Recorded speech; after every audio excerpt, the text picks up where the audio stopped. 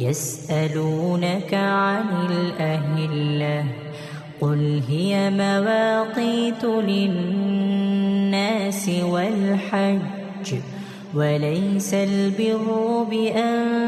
تأتوا البيوت من ظهورها ولكن البر من اتقى وأتوا البيوت من أبوابها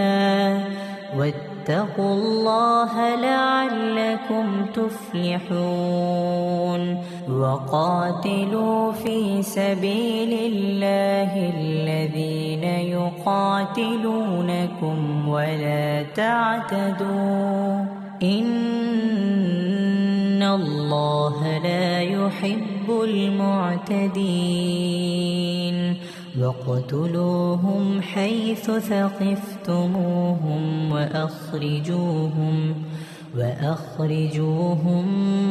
من حيث أخرجوكم والفتنة أشد من القتل ولا تقاتلوهم عند المسجد الحرام حتى يقاتلوكم فيه فإن قاتلوكم فاقتلوهم كذلك جزاء الكافرين فإن انتهوا فإن الله غفور رحيم.